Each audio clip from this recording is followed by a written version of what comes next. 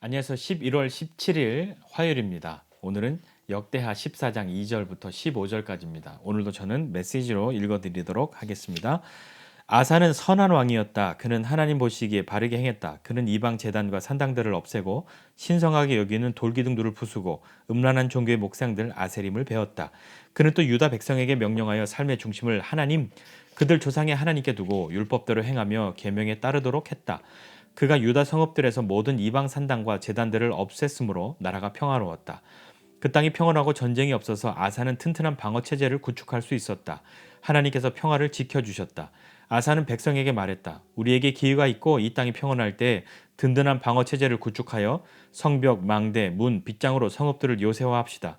이 땅이 이처럼 평화로운 것은 우리가 하나님을 찾았기 때문입니다. 그분이 우리를 모든 고난으로부터 지켜주셨습니다. 그래서 그들은 성읍을 튼튼히 하고 번영을 누렸다. 아사의 군대에는 방패와 창으로 무장한 유다 사람 30만 명과 방패를 들고 활을 쏘는 베냐민 사람 28만 명이 있었다. 그들 모두 용감한 군사들이었다.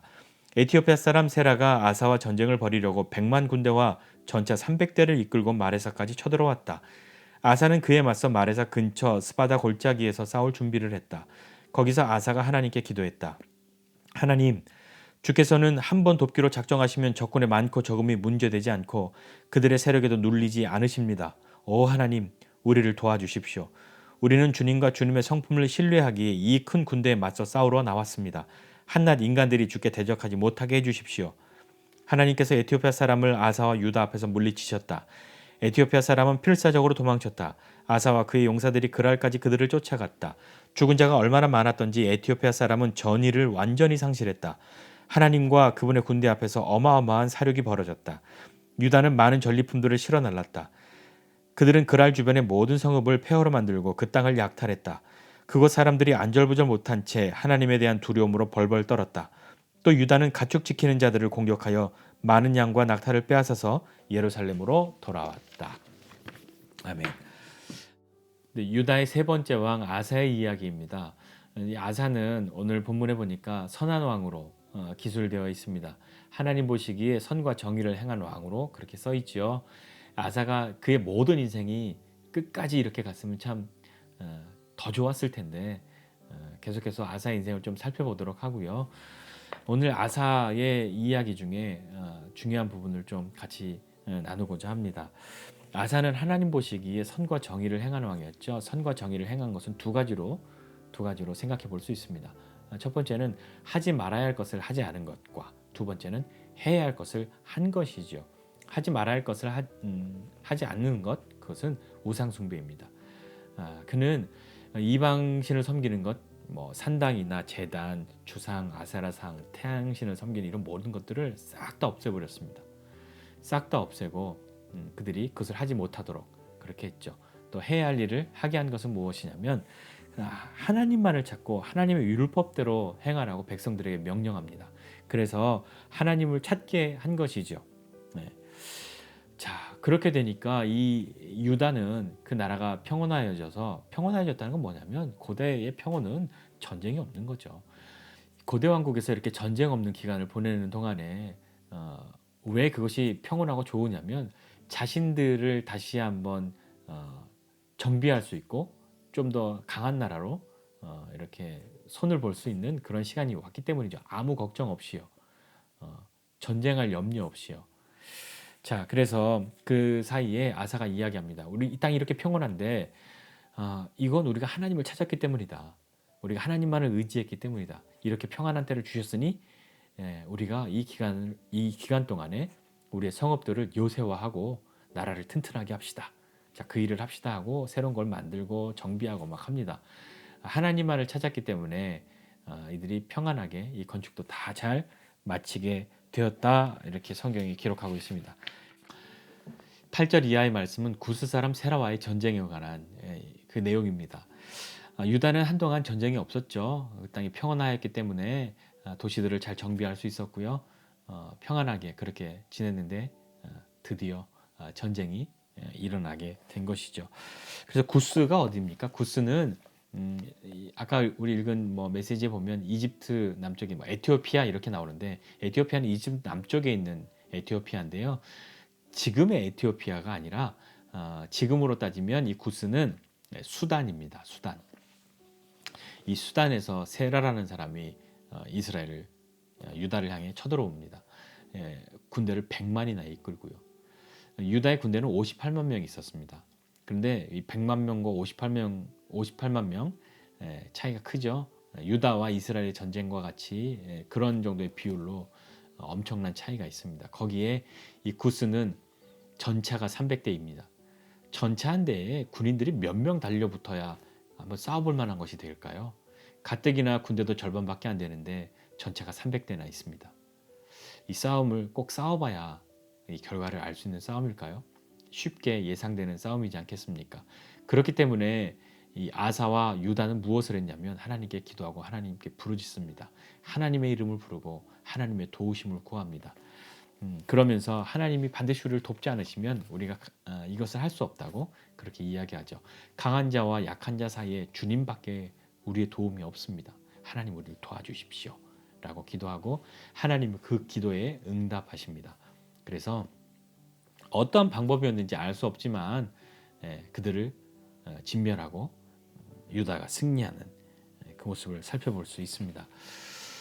강한 자와 약한 자 사이에 주밖에 우리의 도움이 없습니다. 정말 이 고백이 여러분의 인생 가운데는 경험되신 적이 있으십니까? 그때는 언제였습니까? 아직 그런 고백을 해본 적이 없다면 혹 우리 인생 가운데 정말 이런 절박한 상황이 찾아왔을 때 하나님, 강한 자와 약한 자 사이에 도움은 주님밖에 없습니다. 하나님, 지금 나의 도움은 주님밖에 없습니다 라고 기도하여서 그 기도가 응답되는 것을 경험할 수 있는 저 여러분 되시면 좋겠습니다. 오늘 말씀 묵상하면서 몇 가지 함께 나누고 싶은 것은 첫 번째는 이겁니다.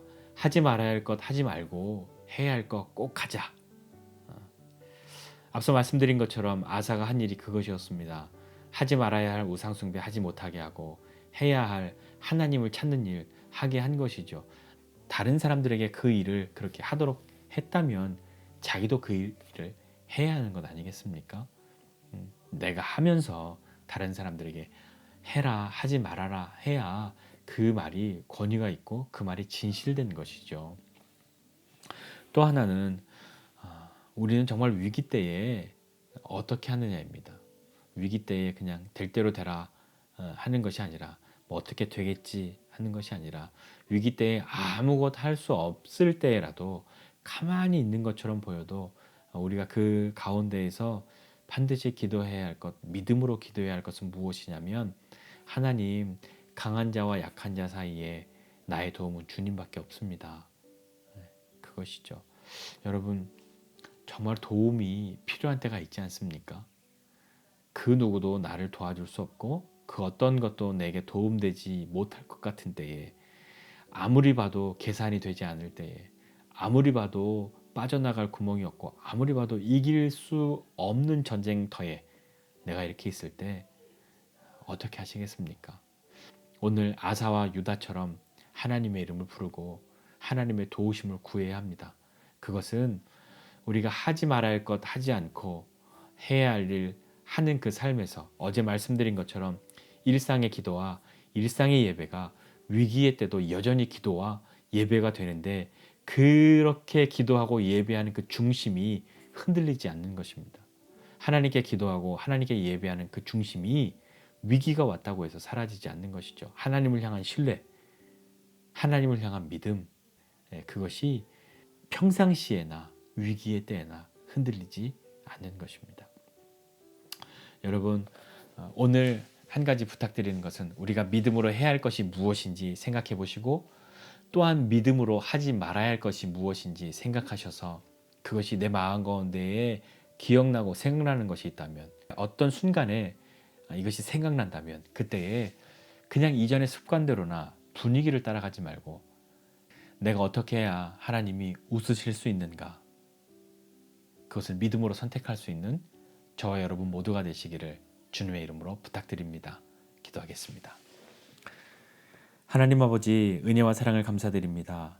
하나님 정말 내가 내 인생을 살면서 모든 건 내 마음대로 하는 것 아니라 내가 하지 말아야 할 것 하지 않는 사람 되게 도와주시고 해야 할 것 반드시 하는 사람 될 수 있도록 주님 힘 주십시오.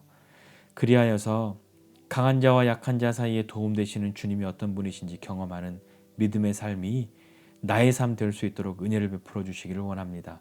특별히 하나님 오늘 하루 살아갈 때에 하나님이 나의 도움 되신다는 것을 경험하는 믿음의 사람, 은혜를 입는 사람, 그 은혜에 감사하는 사람 될 수 있도록 하나님 함께해 주십시오. 하지 말아야 할 것, 해야 할 것, 그 선택의 상황, 그 순간 앞에서 하나님 우리가 주님 기억하게 해주시고 주님 말씀 생각나는 사람 되게 해 주십시오.